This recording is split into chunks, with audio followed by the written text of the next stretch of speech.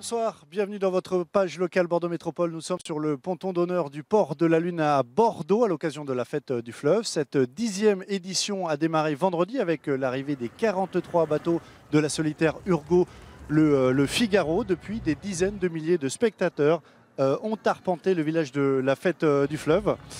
Stéphane Delot, bonjour. Bonsoir. On imagine que vous êtes un organisateur comblé. Oui, bien sûr, parce que pour la troisième fois, en effet, nous accueillons cette course magnifique. Nous accueillons surtout ces 43 skippers qui sont des garçons et des filles tout à fait exceptionnels. Et c'est vrai que pour le port de Bordeaux, pour la ville de Bordeaux, pour les Bordelais qui ont redécouvert leur fleuve, cet événement est un événement important qu'ils adorent. L'attentat de Manchester la semaine dernière vous a obligé à prendre des dispositions supplémentaires en matière de sécurité. Est-ce que ça ne devient pas trop compliqué d'organiser un événement d'une telle ampleur en plein air ? Écoutez, c'est en effet un peu compliqué. Malheureusement, nous savons que tous nos pays sont exposés à ces attentats et c'est de notre devoir, bien sûr, de prendre les précautions qui conviennent, aussi bien du niveau de l'État, et nous travaillons en étroite collaboration avec le préfet, que nous-mêmes, ville. Il y a des mesures importantes que nous prenons, qui sont onéreuses, qui sont compliquées, qui sont parfois un peu gênantes. Et mais financièrement, c'est tenable ? C'est le prix qu'il faut payer pour avoir d'abord des beaux événements, parce qu'il ne faut pas y renoncer, parce qu'il faut continuer à faire ces choses-là, et d'autre part pour que les gens soient en sécurité. La solitaire prendra le départ de Bordeaux pour la troisième fois. Quel bilan est-ce que vous en tirez pour la ville ? Écoutez, c'est une gratification formidable. Ça fait de nombreuses années qu'Alain Juppé et nous-mêmes essayons de faire vivre ce fleuve, de lui donner du sens, que les Bordelais le retrouvent dans toutes ses formes. Et c'est vrai qu'un jour, la solitaire du Figaro ait pu venir choisir de faire son départ à Bordeaux, ça a été une forme de consécration, au moins sur la partie sportive, hein, c'est-à-dire la navigation sportive. Et puis, il y a tous les autres bateaux que l'on voit dans ce port, la croisière fluviale, la croisière maritime. Ici, il y a l'hydrolienne qui est en train de faire son travail aussi. Donc, c'est vrai que désormais, le port de Bordeaux revit au milieu de la ville et je crois que les Bordelais aiment ça. Et la solitaire du Figaro, rapidement, dans 2 ans ? Ah, la solitaire du Figaro dans 2 ans, c'est comme chaque fois avec la solitaire du Figaro.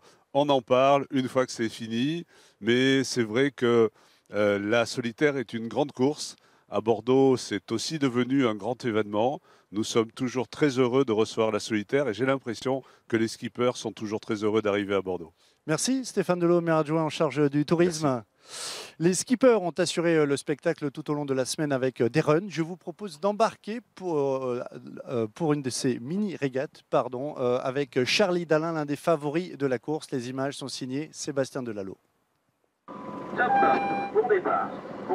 Des bateaux à l'arrêt malgré les voiles. Le port de la Lune réserve toujours des surprises au gré des marées. Ça nous peut arriver de mouiller en fait, de sortir l'ancre pour pas déraper, quoi. Sur la solitaire, c'est très souvent qu'on n'est absolument pas de vent, quoi. C'est toujours un peu stressant, quoi.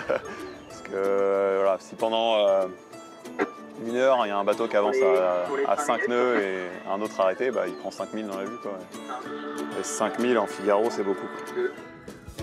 Charlie Dalin, pour sa 6e participation, le sait bien, une solitaire se gagne dans les petits airs. Cette année, les moments avec très peu de vent, je m'en suis plutôt bien tiré. J'ai plutôt doublé beaucoup de bateaux dans ces conditions, donc voilà, je suis confiant dans mes capacités à les surmonter si ça arrive pendant la course. Les bateaux qui étaient mal sortis de la Gironde avaient d'emblée fait une mauvaise première étape, même si on allait jusqu'en Espagne. Donc voilà, il faut être prudent et surtout il faut être en forme dès les premières minutes de course. Les vainqueurs des runs de la semaine s'affronteront dans une finale pour l'honneur vendredi à 14h15.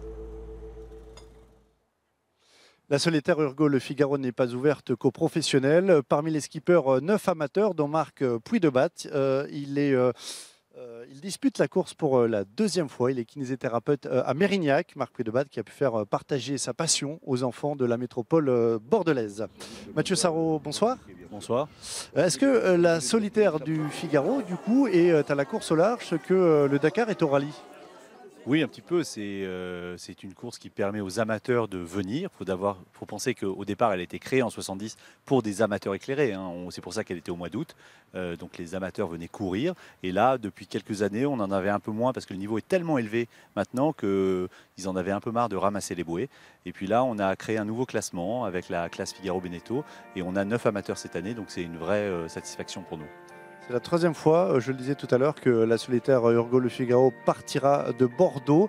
Quel bilan sportif vous en tirez sur les pontons? Que vous disent les skippers? Les skippers sont ravis, c'est toujours magique de rentrer dans ce port de la Lune. À chaque fois, la ville et la métropole scénarisent cette entrée et on les a vus vendredi dernier. Ils sont rentrés, on leur avait demandé d'être ordonnés, de rentrer 6 par 6 en front. Et puis finalement, ils sont tous allés le long des quais parce que le public était là. Ils pouvaient quasiment toucher le public et dialoguer avec le public. C'est magique. Ce port de la Lune, c'est un vrai City Stadium. Nous, on a un petit regret, par contre, en Nouvelle-Aquitaine. Comment est-ce que vous expliquez le fait qu'il y ait aussi peu de skippers qui viennent de la Nouvelle-Aquitaine? Un seul cette année sur 43 inscrits? Si peu, il y en a eu des très grands, hein. Il y a eu Yves Parlier qui a gagné cette solitaire en 1991. Il y a Lalou Rouquayrol qui navigue sur le fleuve et qui connaît parfaitement le fleuve. Et c'est vrai que quand on est venu ici en 2012 pour discuter avec la ville, notre expert maritime, c'était Lalou Rouquayrol. On a vraiment travaillé pour savoir si on pouvait donner ce départ. Et quand on est arrivé ici, on s'est dit que c'était une évidence. Vous re-signeriez pour une 4e édition au départ de Bordeaux? Oui, oui, c'est le plus grand départ. Il y a eu un avant Bordeaux et puis un après Bordeaux dans la solitaire Urgo Le Figaro. Là, 500 000 visiteurs sur les quais.